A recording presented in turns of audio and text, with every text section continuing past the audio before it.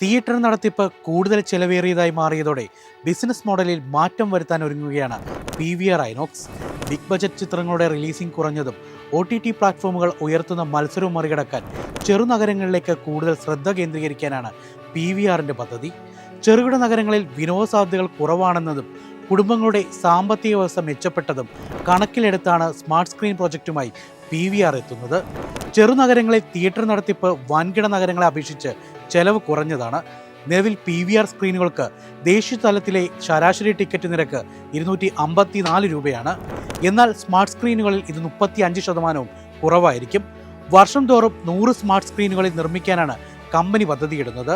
ഈ സാമ്പത്തിക വർഷം 50 മുതൽ 60 സ്മാർട്ട് സ്ക്രീനുകളാണ് ലക്ഷ്യം. PVRന് ഇന്ത്യയിലും ശ്രീലങ്കയിലുമായി 111 സിറ്റികളിലായി 353 തിയേറ്ററുകളിലായി 1745 സ്ക്രീനുകളാണുള്ളത്. ലോകത്ത് ഏറ്റവും കൂടുതൽ സിനിമകൾ നിർമ്മിക്കപ്പെടുന്ന ഇൻഡസ്ട്രി ആണെങ്കിലും ഇന്ത്യയിൽ സ്ക്രീനുകളുടെ എണ്ണം 10,000-ൽ താഴെയാണ്. ചെലവ് കുറഞ്ഞ രീതി വലിയ നഗരങ്ങളിൽ ഒരു സ്ക്രീനിനായി 3.5 കോടി രൂപ മുടക്ക് വരുമ്പോൾ ഇടത്തരം നഗരങ്ങളിലെ സ്മാർട്ട് സ്ക്രീനുകൾക്ക് 2 മുതൽ 2.5 കോടി രൂപയെ ചെലവ് വരികയുള്ളൂ. ജീവനക്കാരുടെ ശമ്പളം ഉൾപ്പെടെ മറ്റു ചെലവുകളും ഇത്തരം സ്മാർട്ട് സ്ക്രീനുകളിൽ കുറവായിരിക്കുമെന്നും PVR INOX growth and investment CEO Pramod Arora പറയുന്നു. തുടക്കത്തിൽ ഉത്തർപ്രദേശ്, വടക്ക് കിഴക്കൻ സംസ്ഥാനങ്ങൾ എന്നിവിടങ്ങളിലാകും സ്മാർട്ട് സ്ക്രീൻ വരിക.